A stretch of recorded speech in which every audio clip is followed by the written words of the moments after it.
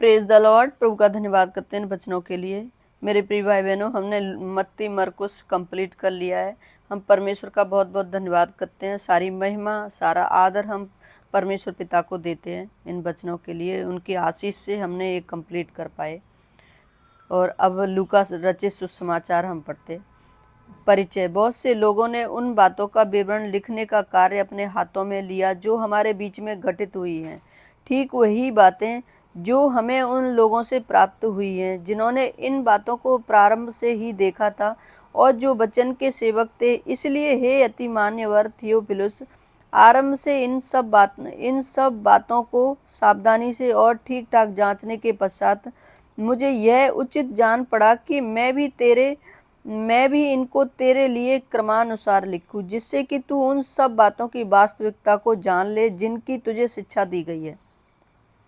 Hallelujah. यूहन्ना के जन्म की भविष्यवाणी। यहूदियों के राजा हेरोदेस के राज्यकाल में जकरिया नाम का एक याजक था जो अबीब्याह के दल का था, और उसकी पत्नी का नाम इलीशिबा था जो हारून के वंश की थी।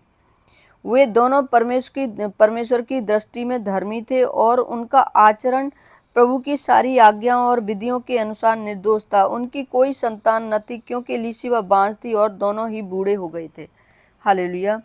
ऐसा हुआ कि जब वह अपने दल की बारी आने पर परमेश्वर के सम्मुख याजक का कार्य कर रहा था, तो याजकों की रीति के अनुसार वह चिट्ठी डालकर चुन लिया गया था कि प्रभु के मंदिर में प्रवेश करके धूप जलाए। धूप जलाने के समय सारा जनसमूह बाहर प्रार्थना कर रहा था और उसे धूप की वेदी की दाहिनी ओर प्रभु का एक दूत खड़ा दिखाई दिया।